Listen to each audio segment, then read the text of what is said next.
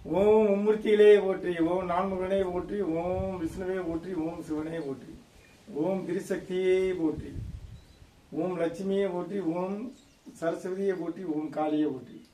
இப்போ இன்னைக்கு நம்ம பார்க்குறது நாராயணின் நாம ரகசியங்கள். நாராயணுக்கு ஏன் நாமமாக ஓடுகின்றோம், அதனுடைய தத்துவம் என்ன அப்படிங்கிறது, அந்த நாம தத்துவங்களை இன்று தாய்க்கின்றோம். நாராயணன் நாம ரகசியங்கள், அதனுடைய தத்துவம் என்ன, அதனுடைய சிறப்பு என்ன, ஏன் அந்த காலத்தில் அது வைத்தார்கள் என்று நம்ம இன்னைக்கு பெருமாளுக்கு ஏன் நாமம் போடுகின்றோம் அப்படிங்கிறது இன்னைக்கு நம்ம பார்ப்போம். முதல் நாராயணன்.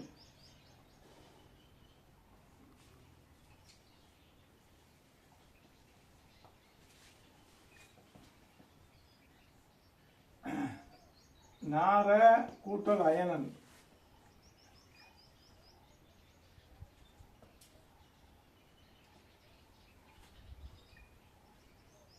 அயனன்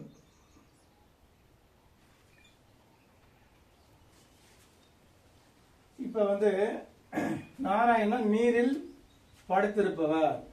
நாரம்னா நீர், நீர் கூட்டல் அயனா படுத்தல், அயனம் முழுவதும் படுத்தல் அர்த்தம். நீரில் படுத்திருப்பவர் என்று அர்த்தம். நீரில் படுத்து இருப்பவர், நீரில் இருப்பவர் நாராயணன். என்னும் நீரில் இருப்பவன். அப்ப நீருக்கு இன்னொரு பேர் நார அப்படின்னு நம்ம பார்க்கிறோம். நாரக்கொக்கு, அது நீரில் இருக்கக்கூடிய நாரக்கொக்கு, நீர் கொக்காதே நாரக்கொக்கு. நார்னா நீருக்குள்ளேயே இருப்பது, நீரிலே இருப்பது. அதனால கொக்கை நம்ம நாரக்கொக்குங்க. நாரன்னா நீருன்னு அர்த்தம். அது நார நீர். நீரயனன், நீரயனன் நாராயணன், நாராயணன் என்று மருவி அதனுடைய நீரில் அமர்ந்து படுத்திருப்பதையே அந்த நாராயணனாக நம்முடைய முன்னோர்கள் அந்த அர்த்தமாக சொல்லியிருக்கிறது. நார அப்படின்னாலே நீரை குறிக்கும். நாரக்கொக்குனா நீருக்குள்ளே இருக்கிறது. அந்த மாதிரி நார நீர் எல்லாம் உண்டுது. அப்ப அந்த மாதிரி நீரில் படுத்து இருப்பதால் இப்ப மும்மூர்த்திகளுக்கும் ஒரு வரலாறு இருக்கு. அதனால இந்த விஷ்ணு எல்லா பெருமாள் எல்லாத்துக்குமே ஏன் நாமம் போடுகின்றோம்.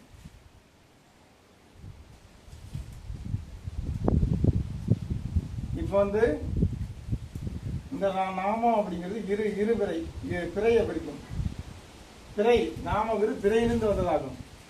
இப்ப பொதுவா நான்முகனுக்கு நான்முகன், நான்முகன் அப்படின்னா நான்முகன நிலம், நான்முகன நிலம்.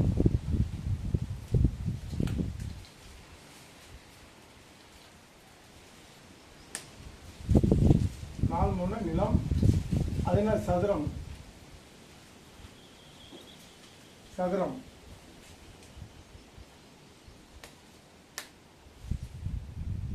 சதுரம் நான்முகம். விஷ்ணு, விஷ்ணு நாராயணன். விஷ்ணுக்கு பிறை, நீரினுடைய குறியீடு. இது நிலம், நில குறியீடு. நிலத்தினுடைய அறிவே நான்முகன். விஷ்ணு பிறை, இது நீர், நீர்.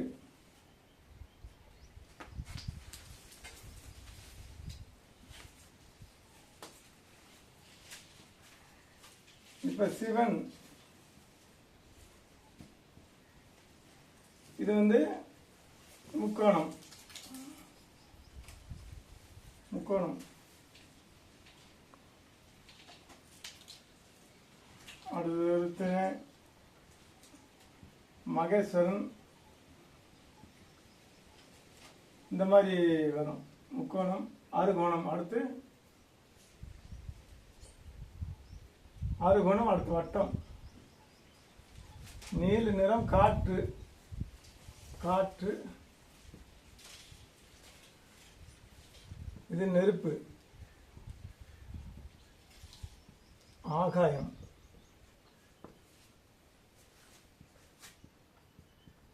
சதாசிவம், ஆகாயம். புத்திரன் மகேஸ்வரன், அறுகோணம், காற்று. இப்போ வந்து இந்த மாதிரி இருக்கும்போது நான்முகனுக்கு சதுரம் நிலம், விஷ்ணுவுக்கு நீர், அது என்ன அதனுடைய குறியீடு பிறை, நிலத்தினுடைய குறியீடு சதுரம், நீருடைய குறியீடு பிறை, நெருப்பு சிவன் நெருப்புடைய குறியீடு முக்கோணம், அடுத்து காற்றினுடைய குறியீடு என்னது அறுகோணம், அடுத்து சதாசிவம் ஆகாயத்தினுடைய குறியீடு வட்டம். இப்போ வந்து அப்ப இதவே வந்து நீர் இருகோணம், இது என்ன 4 கோணம் 4 கோணம் இருகோணம் 3 கோணம் 6 கோணம், இது புள்ளி ஒரு கோணம் புள்ளி. இப்ப இந்த பிறையை இந்த நீர் விஷ்ணுக்கான நீர் விஷ்ணுடைய தன்மை நீரினுடைய தன்மை குறியீடு பிறை, அதனாலே பிறையாக நாம் இது நிற்கிறோம். சிவனுக்கு நெற்றிக்கண் நெருப்பின் தத்துவமாக நெற்றிக்கண்ணில் வந்து நெற்றில வந்து அந்த முக்கோணமாக நெருப்பு இருக்கும். நெருப்புடைய குறியீடு முக்கோணம், அதனால சிவனுக்கு முக்கோணமாக அந்த முக்கண்ணை நாம் 3 கண்ணாக, முக்கோணம் என்றால் 3 கண் முக்கோணமாக அமையும். இது 2 மேல 3 இணைச்சோம்னா முக்கோணம் வரும். அப்ப சிவனுக்கு முக்கோணமாக நெருப்புடைய தத்துவமாக இவனுக்குள்ள சிவனுடைய நெருப்பாக இருக்கு. விஷ்ணுடைய தத்துவமாக இந்த பிறை இருக்கு. 2 புள்ளி 2 கோடுகள், 1 புள்ளி 2 புள்ளி 3 புள்ளி இருக்கு. இது விஷ்ணுவின் தத்துவமாக இந்த பிறை வருது. இந்த பிறையை காலப்போக்கில் ஆதி காலத்தில் இந்த பிறையே நீரின் தத்துவமாக வைஷ்ணவர்களும் விஷ்ணு தத்துவமாக இந்த பிறையை நெற்றியில் இடுவார்கள். பிறை என்பது விஷ்ணுனுடைய தத்துவமாகவும் நாராயணனுடைய தத்துவத்தினுடைய அடையாளமாக இந்த பிறை இருக்கிறது. இந்த பிறைய காலப்போக்கில் அப்படியே ராமமாக மாறிவிட்டது. இந்த பிறையை இருகோடு 2 புள்ளி பிறைங்கிறது 2 புள்ளி, அதனால இந்த பிறையே காலப்போக்கில் ராமமாக மாறிவிட்டது. இதில் இருக்க ஜோதி ஒளி பிறையில் அமர்ந்து ஜோதியா அமர்ந்திருப்பவன், பிறையாக நீரில் அமர்ந்து ஜோதியாக இருப்பவன். அப்படி பார்க்கறது படுத்திருக்கிறது இந்த பிறை வரிவிலே அந்த நீருடைய குணமாக அமையும். அப்ப சிவனுக்கு தலையில் பிறை இருக்கும். அது நீரினுடைய தத்துவமாக பிறை தலையில் இருக்கும். கங்காதேவி மேலே சிவனுடைய தலையில் கங்காதேவி வந்து கொண்டிருக்கும். கங்காதேவி பாய்ந்து கொண்டே இருக்கும். கங்காதனுடைய கங்கை சிவனுடைய தலையில் பாய்ந்து கொண்டே இருக்கும். அப்ப அந்த நீர், அந்த தலையில் நீர் இருக்க தத்துவமாக சிவனுடைய தலையில் பிறை இருக்கின்றது. பிறை என்பது நீரினுடைய குறியீடாகும். அதனால சந்திரனை வந்து நம்ம குளிர்ச்சி பார்க்கிறோம். பிறை என்பது 2 புள்ளி 2 கோடுகள். அந்த பிறை என்பது நீரின் தத்துவமா இருக்கிறது. நீரின் தத்துவத்தை சந்திரன சிவனுக்கு ஜடாமுடியில் கங்காதேவி பொங்கி வளைவதையே நாம் சிவனுடைய பிறையாக நீரின் தத்துவம் சிவனுடைய ஜடாமுடியில் நீர் இருக்கின்றதை அறிவித்ததற்காக பிறை அதில் சூட்டப்பட்டுள்ளது. பிறை சூடியவன் பித்தன் பிறை சூடியவன் அப்படிங்கிற ஒரு பாடல்களை அதிலிருந்து வருகிறது. அப்ப விஷ்ணு என்பவர் நாராயணன் என்பவர் நீரில் இருப்பவர். அந்த நீரின் அடையாளமாக பிறை இருக்கின்றது. அந்த பிறையே வைஷ்ணவர்களும் ஆதியிலே நாராயண விஷ்ணுவையும் வழங்குவர்கள் பிறையை இடுவது வழக்கம். அந்த பிறையினுடைய நீரின் தத்துவமாக அந்த பிறையே காலப்போக்கில் நாமமாக மாறிவிட்டது. அப்ப அந்த மாதிரி முறையாக நாம் உணர்ந்து நாம் அந்த திலகங்களை இடும்போது நெற்றியில இங்க குளிர்ச்சி அடிக்கும். அந்த நெற்றியில அந்த பிறையை நாம் எந்த அடையாளத்தை நாம் அணிவிக்கிறோமோ அந்த தன்மை அங்கே வந்துவிடும். அப்ப நெற்றியில வந்து விபூதி நெருப்பின் தன்மை, ஒவ்வொரு விபூதியிலையும் சாம்பலிலும் நெருப்புடைய அந்த தன்மைகள் முக்கோண தன்மைகள் அடங்கிடும்.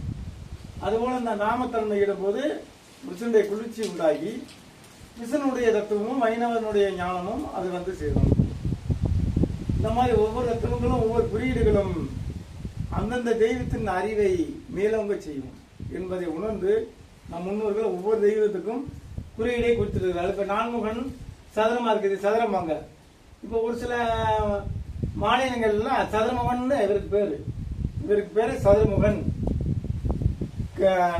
இது பிரம்மாவுக்கு பேரு சதுரமுகன் அப்படின்னே பேரு. முக்கண்ணன் முக்கோணம். சிவனுக்கு பேரு முக்கண்ணனே பேரு. 3 கண்ணன் முக்கோணம். 3 புள்ளி சேர்ந்தது முக்கோணம்.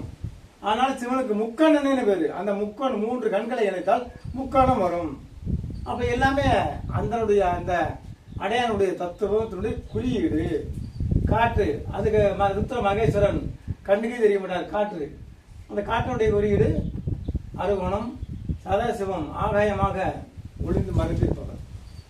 இந்த மாதிரி நம்முடைய முன்னோர்கள் ஒவ்வொரு தன்மைகளிலும் அடையாளங்களையும் அறிவையும் வைத்து நமக்கு குறியீடாகவும் அதனுடைய தன்மைகளை குறியீடை அணிந்து நாம் உடம்பில் அணியும் போது அதற்குரிய ஆற்றலும் அறிவும் நமக்கு உண்டாகும் என்பதே நம்முடைய முன்னோர்களுடைய நோக்கமாகும். அந்த வகையிலே நம்ம சித்தர்களும் ரிஷிகளும் ஞானிகளும் சொன்ன அந்த தெய்வ வழிபாடுகளையும் குறியீடுகளையும் மறவாமல் நாம் அந்தந்த சைவ வைணவ வழியில் நாம் அணிந்து நன்மையான பக்தியை வழியில் சென்று பக்தியை மேலோங்கி உயர்த்துவோம். ஓம் காளி ஓம் நமச்சிவாய.